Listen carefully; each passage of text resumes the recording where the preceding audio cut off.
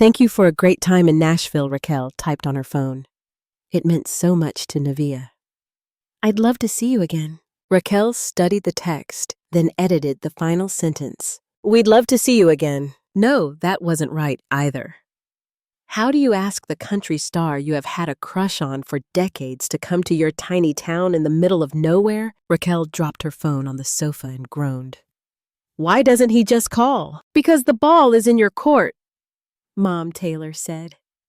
He invited you to Nashville. He invited Navia to Nashville and pulled out all the stops to impress you. He likes you. Just text him. Raquel stared down at the phone. She never had trouble speaking her mind or asking for what she wanted. Why was this so hard? I don't want to assume. Morgan drew out the word in annoyance. You can assume Wilson likes you. Invite him to come visit.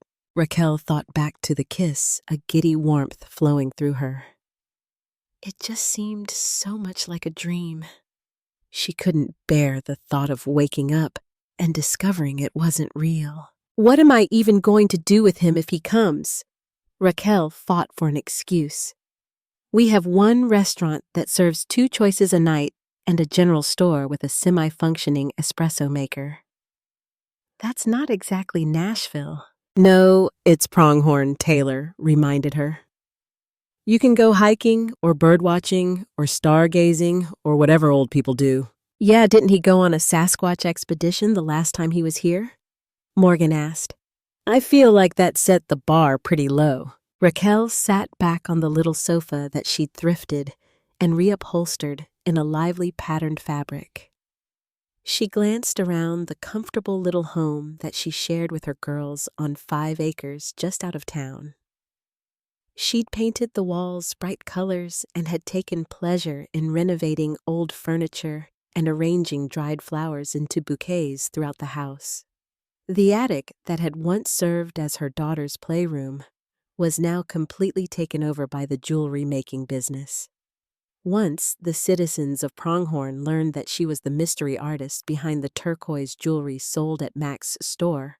More and more people started dropping by and asking for special orders. She was fast outgrowing the attic, just as her girls had. Raquel was proud of her home, of her girls, and her business. In her heart, she wanted to share this with Wilson to let him into her world. She wanted it, but it was still a pretty scary proposition. Think about him, Mom, Taylor said. The guy goes all out, and then you don't even text him when you get home. Aw, sad. Morgan frowned. I bet he thinks you don't even like him. Okay, I'm texting. Raquel tapped out the message on her phone. Thank you for a great time in Nashville. It meant so much to Navia. I'd love to see you again. Would you be interested in visiting Pronghorn? Raquel breathed in deeply and pressed send. She experienced a moment of dread as the message whooshed its way toward Wilson. She stared at her phone, anticipation growing as she imagined him reading the text. Would he smile? Outside, gravel crunched on the drive. She heard a car pull up in front of the house. Taylor jumped up to look out the window and was quickly joined by her sister. What did you write in that text? Morgan asked. A knock sounded on the front door. Nothing much, I just... Must have been good, Taylor said, 'cause he's already here. Wilson waited nervously by the front door, gripping a bucket of unarranged flowers. He felt his phone buzz in his pocket, but didn't want to set down the bucket to look at it. This was beginning to feel like a bad idea. He should have called, or texted, or provided Raquel with any information alerting her to his visit. From what he understood about how gossip spread in this tiny town, he could have shared his plans with anyone remotely connected to Pronghorn, and she would have been informed of his visit. But no. He'd been too busy thinking about her pretty eyes and finding a florist shop in Lakeview willing to sell him individual stems of flowers. As it turned out, all the florists in Lakeview sourced their flowers from a place called Open Hearts right outside of Pronghorn. There, he managed to get dozens of roses ranging in hue from pale pink to a deep, rich red. were 48 roses along with volume flowers and greenery too much. The door to the little house flew open. "Hey, it's the guy!" Raquel's daughter Taylor beamed at him. From inside the house, her sister yelled, "Mom, he's here! I gotta say your texting skills are on point." The girls ushered Wilson into the house, a swirl of noise and color, until he was standing in front of Raquel. Everything around them dimmed. "Hi." Her eyes were bright, her smile tinged with the same nervousness he felt. He held out the bucket of roses. "I was in the neighborhood, so I thought I'd drop by for another lesson in floral arrangement." Raquel glanced at the flowers, then back up at him, her smile growing. "You were in the neighborhood." "Yep." He nodded, looking up at the ceiling as color rose to his face. "If we can consider the Western Hemisphere your neighborhood." She threw her head back and laughed. All his nervousness evaporated as she grabbed his free hand and drew him into the kitchen. He wound his fingers through hers, pressing their palms together. He'd made a lot of mistakes in his life, but flying to Oregon on a whim to see Raquel wasn't turning out to be one of them. "I figured you got my text," she said. "The one I've been checking my phone for the last 2 weeks straight. That text. Does it not take other people 2 weeks to write a 3-line text?" she asked. "Some things just take time." Wilson tugged her hand and turned her to look at him. "And some things are worth the wait." "How have 3 days already gone by?" Wilson asked. "Time goes way too fast around here." He readjusted his arm around her shoulders as they walked down the main street of Pronghorn. It was 2 o'clock. Kids were still in school, and the town was relatively quiet. Tonight, they would have dinner at the restaurant. Then he would return to Nashville early the next morning. "And whose fault is that?" she asked, grinning up at him.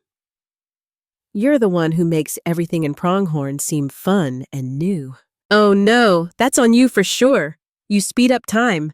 Physicists should do a study." Raquel flushed in the cool, early March sunlight. "Are you going to miss the old city hotel?" Harlow had offered to let Wilson stay at her ranch outside of town, but he'd opted to take a spare room at the hotel and stay with the teachers. He squeezed her shoulder, pulling her closer to his side. "I'm going to miss everything about this place." Down the street, Today's Moment and Pete exited Mac's store together, each holding a coffee mug that had come from Mac's own kitchen cabinet. "Explain it to me one more time," Wilson said, watching the tall, stately woman in orange robes in animated conversation with a grizzled rancher in a feed store baseball cap. "The cups. When Mac finally got that espresso machine running, he didn't like how many paper cups people were using and throwing away, so he brought in mugs from his house. Then other people brought in their extra mugs, and now we play mug roulette every time we get a coffee." Wilson chuckled, but kept his gaze on the unlikely pair. "I mean about the commune and the ranchers and everyone." Raquel nodded. She'd told Wilson about the rifts that used to divide their community, but hadn't told him too much about her part in it. Today's Moment is the leader of Open Hearts, an intentional community about 20 minutes out of town. They live communally and have a different life philosophy than most folks around here. Pete is a rancher. His whole life he's been wary of anyone or anything that might come between him and the life he loves, running cattle and living simply. Up until about 5 months ago, our community was divided, and not just between the ranchers and Open Hearts. Everyone had their opinions. We all blamed each other for our problems without stepping back to see that once we overlooked our obvious differences, we had a lot more in common with one another than not. "What changed?" Raquel gestured to the school. "We'd lost the heart of the community, our school. When school went fully online due to budget cuts, we no longer had the connection that comes from supporting our youth. Once school had shut down, Raquel, too, had allowed herself to become more and more isolated because she sold her jewelry online. It was easy to spend all her time in her workshop or behind a computer screen. When she was a young mom, she lived in the city of Bend. She took her girls to play groups and made friends. She'd been priced out of that city after her divorce and thought the small, inexpensive town of Pronghorn was the best bet for her little family. But when the middle and high schools went fully online, Raquel lost her primary connection with the community. The more time she spent alone, the less adept she became at being around others. She could hear the judgmental and sometimes mean comments coming out of her mouth, but she didn't seem to be able to stop them. It was as though if she beat others to judgment, they wouldn't see how insecure she was with her own choices. She was healing from those days like the rest of the town. So this was probably a good moment to give credit where credit was due. It was Coulter Wayne, the former rodeo star you met when my girls were talking to his daughter Sylvie. He spearheaded a campaign to raise money to revive the high school. When the teachers showed up, all our bad behavior just didn't fly. They were determined to keep the school open and thriving. In order to do that, Pete and today's moment and me and Coulter and everyone else in this little town had to learn to get along. That's impressive. It wasn't easy. But in the end, I think we all just got tired of hearing ourselves complain about each other. How could anyone complain about you? He asked. She gazed up at him and grinned. You tell me you're the one who just accused me of speeding up time. I don't want this day to end, Wilson admitted. If you'd be kind enough to use your skills with the space-time continuum to slow down the clock, I'd appreciate it. Raquel laughed, her pretty earrings catching the afternoon light as she brushed her hair off her shoulders. You could stay for another day, she suggested. I have a lot of flexibility with my job, but I do have to show up and do it from time to time. He readjusted his arm around her shoulders. What did you think of Nashville? Raquel was quiet for a moment. He intended to ask Raquel and her daughters to come visit over spring break. He didn't know where this relationship was heading, but he knew where he wanted it to go. And introducing Raquel's girls to the delights of Nashville, along with its numerous excellent colleges, seemed like a good way to get things moving in the right direction. I liked it, she said, a note of caution in her voice. It's really different, not what I'm used to. But she pulled in a breath. Sometimes we all need to try new things and stretch ourselves right. They walked away from the school, which had the words Pronghorn Public Day School, home of the Pronghorns scrawled in yellow paint over the main entrance, and past a large empty building with a sign suggesting it was once a bank. In the center of the road, a black cat with white paws was stretched out, body relaxed, head alert, as she watched the comings and goings on the street. The town reminded him of his love life, once a barren, dilapidated mess, but now on a rapid and joyful upswing. I like new things, he said, pulling her closer. Speaking of, are you really going to play guitar at the restaurant tonight? And again, I'm sorry about Loretta pestering you to do that. He chuckled. Playing guitar is an old thing I don't mind at all. But somehow it felt new, like everything else, when Raquel was around. The feeling was almost strong enough to make him contemplate singing again. But that part of his life was best left in the past. As they strolled by a low brick building that held both the sheriff's office and the post office, Wilson stopped. What's that little house, he asked, pointing out a weathered building that looked like something from the 1920s. It had a for sale sign written on notebook paper propped up in one window. That's the old Clayton house. It's been for sale since, well, it's been for sale as long as I can remember. How much are they asking? She shrugged. I don't know. $20,000 maybe? $20,000 for a house.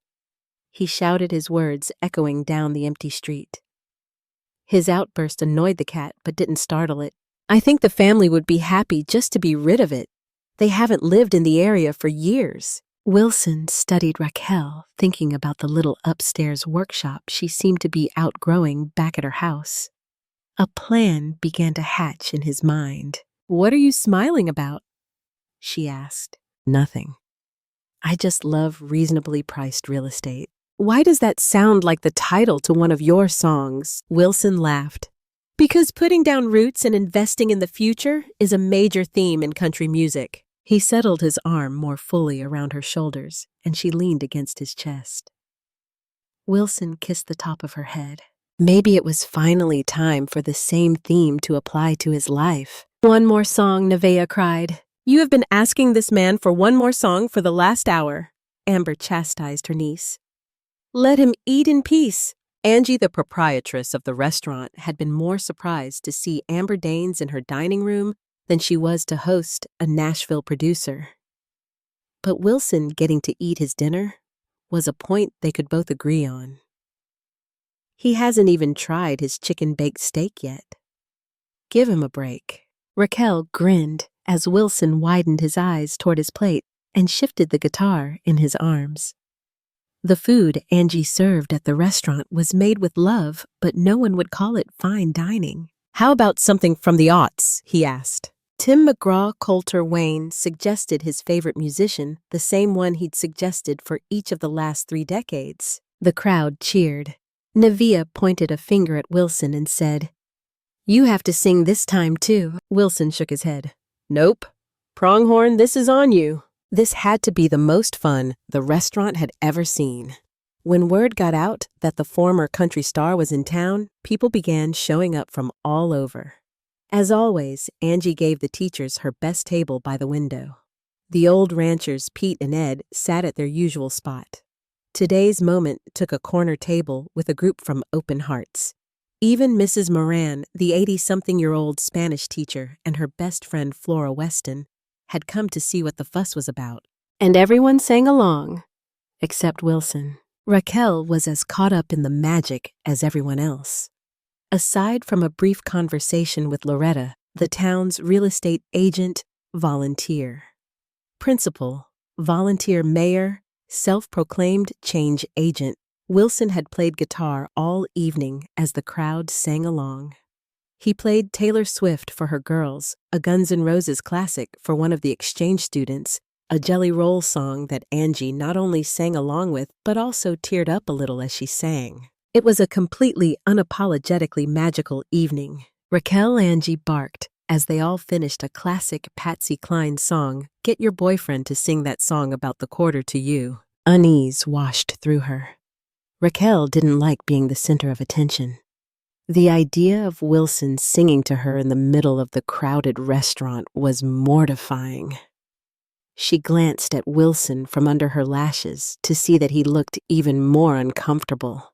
Because of course he wasn't going to sing his greatest love song to her or anyone. Wilson cleared his throat and looked away from her. Embarrassment pulsed through her. Who did she think she was anyway? Sure, she and Wilson were having fun together. There had been great conversations and more of those summer rainstorm kisses. But was she his girlfriend? Was this a last quarter type of relationship? Raquel glanced around the room. Wilson was arguing with Angie. He was good-natured. She was threatening to kick him out if he couldn't take a request. The sheriff, Ada Weston, finally stepped in on Wilson's behalf. Then her fiancé made a joke and got the crowd laughing. Wilson played the opening to the Rolling Stones as Angie, and all of Pronghorn sang along. Magic. Everyone was caught up in it, and Wilson in the music. It must be like this everywhere he went. While she'd loved being with him, could she really stand this type of attention long term? As the evening progressed, Raquel shrank back. Wilson was the star here. She was just a little piece of space debris that he shone on for a moment. That was okay. Their lives were different. They were different. But it was high time she accepted that fact. It was after 10 o'clock when Wilson finally set his guitar aside and gazed at her. Are you ready to go? This was it then. The last moments of their last night together. She would walk him down to the hotel and say goodbye. Then she would have to make a hard choice. More forward with Wilson and risk getting hurt and being humiliated? Or walk away and let this relationship shine perfect in her memory, like a precious stone too fragile for setting? "What's the hurry?" she asked. He winked at her, a grin spreading across his face. "I have a business proposition for you." The night was cold, stars close and bright, as Wilson and Raquel walked out of the restaurant onto the empty streets of Pronghorn. The moon was so huge there was no need for streetlights. Raquel had told him that Pronghorn and nearly all of the Oregon outback was part of the largest dark sky sanctuary in the world. If the stars seemed brighter here, it's because they really were. Wilson pulled in a deep breath, then stopped as they approached the little house with the for sale sign in the window. Raquel looked up at him surprised. He took both her hands in his. "I talked to Loretta Lazarus this evening." "I saw that and I'm sorry. What scheme was she on about this time?" "It was my scheme," he said. He stepped back and turned her so she was looking at the house, his hands on her shoulders. "I asked her about buying this house." Raquel was silent for a long moment, finally saying, "Wilson, you can't—" "I can," he said, wrapping his arms around her. "Very easily, and then you could move your business in here and have a storefront. Just imagine it, and a big sign over the door that says, Raquel Holmes Jewelry." He bent down to see the joy in her face and was shocked to find her frowning. "I can't have my name on a sign." "Why not?" "I just don't like that kind of attention," Wilson chuckled. "The kind of attention that leads to more sales of your jewelry." She shook her head, the frown intensifying. Wilson pulled back. Had he said the wrong thing? "We all have our comfort zones," she said, like she'd practiced this speech. "You're not willing to sing in front of others anymore." "Now that's a different situation," he interrupted her. "I had a dream of performing, and I ruined my one shot, nearly destroyed my life." She could see that there was a difference, couldn't she? He had a good reason for not singing again. "I had a dream too. Lots of them. Not everything works out." He let out a breath in frustration. "I'm suggesting we can have new dreams." He gestured to the house, "like a little storefront for your business." "Wilson, thank you, but I can't accept." This was not how he'd envisioned this conversation going. "Why not?" "Because it's too much." "What's the right amount then?" Raquel moved away from him, gesturing at the house. "I can't have my name hanging over the front door like I'm some big-shot jewelry maker." "You're a big-shot jewelry maker, and you're a brilliant musician. Why don't you just sing My Last Quarter, or anything anymore?" "Is that why you're upset?" "Because I wouldn't sing to you in the restaurant." "No." She glanced down the street as though she was afraid someone might be listening. Her voice was hushed as she said, "No, that's the last thing I wanted." Cold washed through him at her words. He wanted to sing to Raquel, had been very tempted to break his own rules and sing right there in the crowded restaurant. He blinked and realized he was in danger of crying. Wilson pulled in a deep breath. "Then why are you upset?" he asked. "I'm not upset." She paced away from him, then folded her arms across her chest and admitted, "I'm sad. I'm going to miss you." He looked into her eyes, finally able to find the truth. This relationship wasn't expanding as he thought it might. It was ending. He exhaled the cold night seeping further into his veins. Do you not want to see me again? Did I do something?" "No." She reached out and put a hand on his arm. Instinctively, he drew her into a hug. "Wilson, I like you so much, and I have loved being with you. But this isn't who I am." Wilson took a step back, trying to catch his breath. The stars that had seemed so bright and full of promise now felt distant and unreachable. This wasn't a brand new start. It was just another painful ending. 1 week after saying goodbye to Wilson, Raquel was beginning to feel more than a little foolish. Wilson had responded to her rejection like a perfect gentleman, thanking her for their time together, sending her a text to let her know he got back to Nashville. She'd responded by reverting straight back to her old patterns. She'd hurt Wilson before he had a chance to hurt her. She'd said no to the jewelry store before it had a chance to fail. She was so mad she'd have loved to give herself a firm talking to, but that would draw even more unwanted attention to herself. "Someone needs to book herself a trip to Nashville," Morgan muttered when she saw Raquel waiting to pick her and Taylor up outside of the school. "I can't, honey." "Why not?" Morgan demanded. "Don't tell me we can't afford it because I know what your online store brought in over Valentine's Day." Because it was so hard to admit, but admit it she must. "Wilson and I broke up. I mean, I don't want to suggest it was that serious." "Oh, Mom." Morgan's voice didn't hold even a note of sympathy. Instead, her daughter crossed her arms and glared at her. "And whose fault is that?" The familiar mix of pride and annoyance washed over Raquel as her daughter mimicked her own tone and stance so perfectly. But before she had a chance to respond, Taylor came streaming out of the school. Navia was right behind her. Mom, guess what?" Raquel didn't even have a chance to ask as Navia threw her arms around her. Surprised, Raquel returned the hug. Even Pronghorn's biggest mama bear could use a hug from time to time. "I'm invited to sing at a benefit concert for the Marley House in Nashville," Navia cried. "It wasn't even Wilson's idea. It was one of the judges at the competition." "It's just 2 songs, but still they want me to sing." Raquel gazed at the girl, then at her daughters. It seemed as though life had given both of them a second chance in Music City. "Well, at least one of those judges has sense.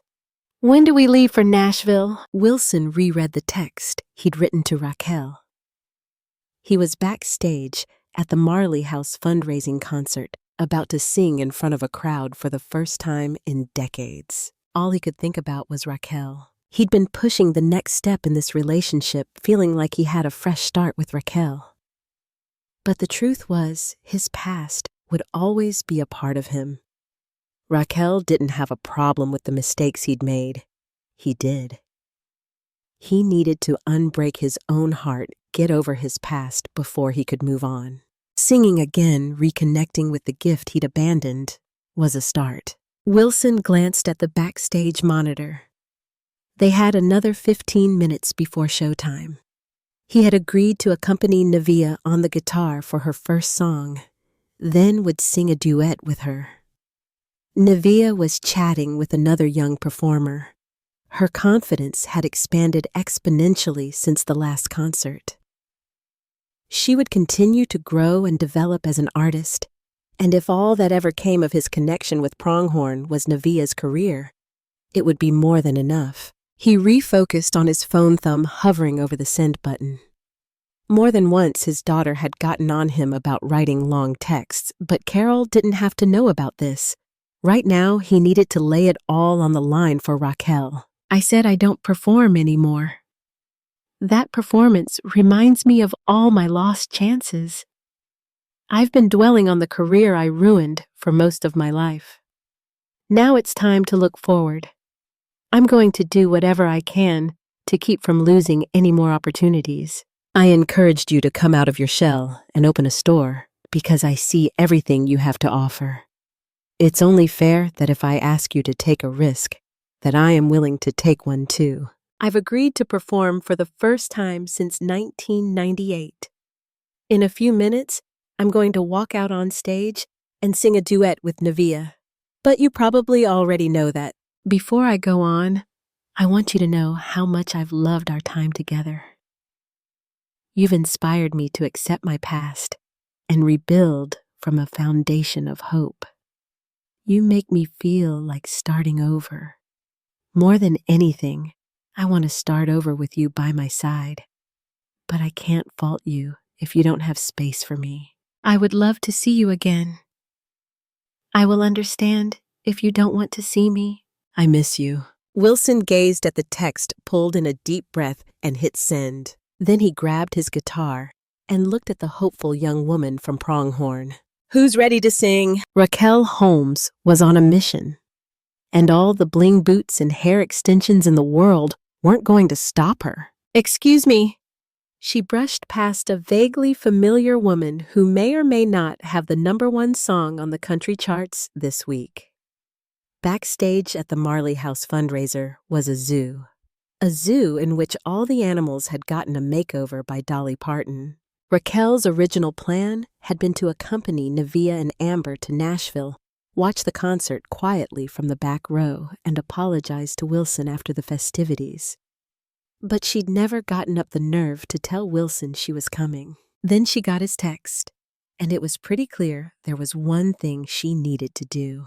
Raquel was going to draw a little attention to herself. "Pardon me."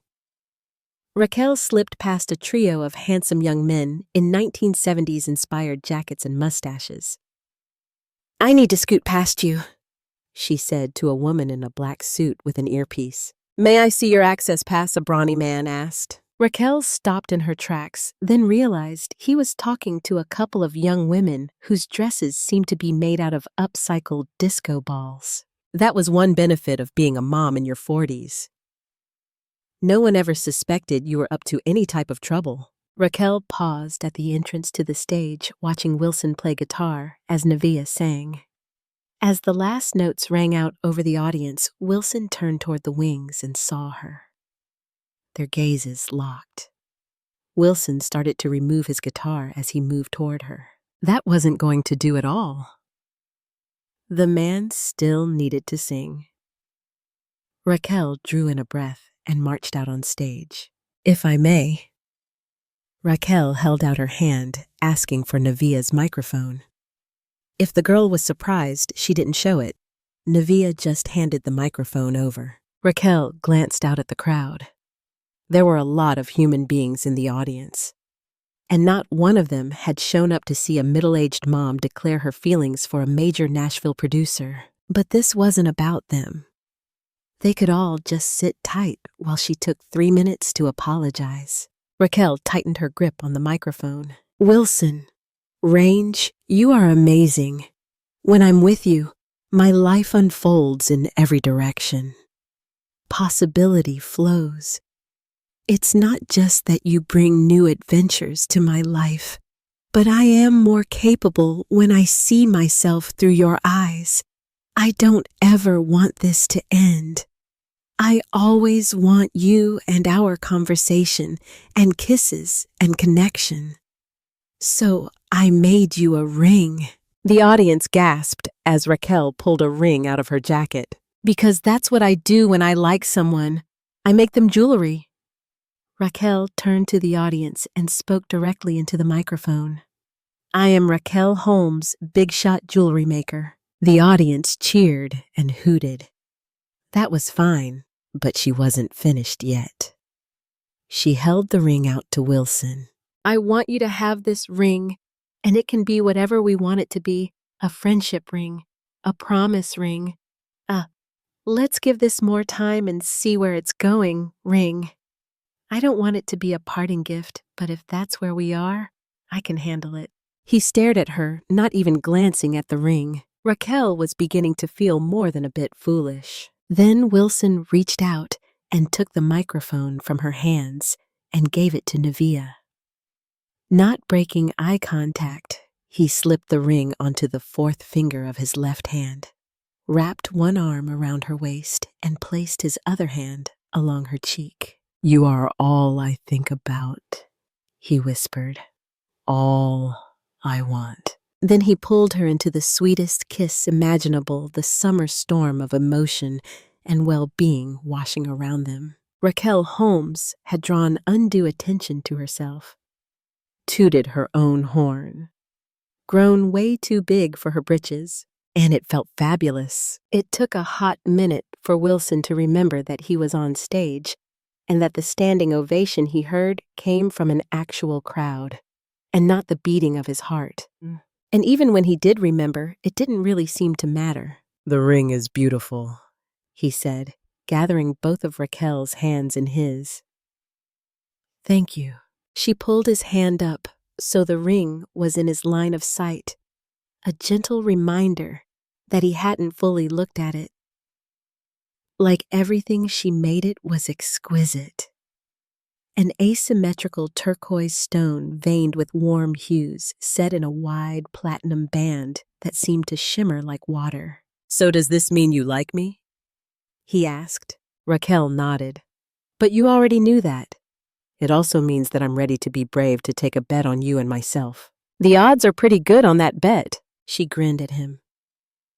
He tucked her up under his arm and turned toward the wings. "You want to grab some unarranged flowers and get out of here?" "That sounds perfect." "Wait!" Nevaeh cried.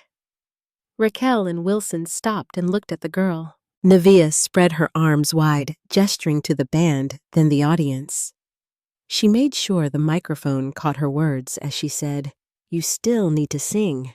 "Oh, right. Conquering his past and starting a new path and all?" "Yes." The audience let out a chuckle. Nevaeh hammed it up, rolling her eyes. "Adults these days, you can't take 'em anywhere." People laughed even harder. She had the crowd in her palm as she asked, "Who wants to hear Wilson Range sing?" "Maybe we can convince him to pull out an old love song." The crowd roared with approval. Raquel gestured over her shoulder toward the wings. "I'll just wait." In the front row, Wilson interrupted her. "There's a seat right there next to my friend." He pointed to a star who looked suspiciously like Tim McGraw. "Coulter is never going to believe this," she muttered as the man sporting a distinctive cowboy hat patted the seat next to him. Wilson helped Raquel down the steps, then slung his guitar back over his shoulder and stepped up to the microphone. "This one goes out to my inspiration, Raquel. Everything in my life got so much more interesting the moment you showed up. And if I were down to my last quarter, I'd use it to call you." Wilson nodded to the band behind him. The crowd, already amped up from the love story unfolding before them, went wild. From the front row, Raquel beamed at him. The music that had been waiting inside of him, patient and quiet for years, welled up in his throat. For the first time in decades, Wilson sang. This time, he knew who he was singing to.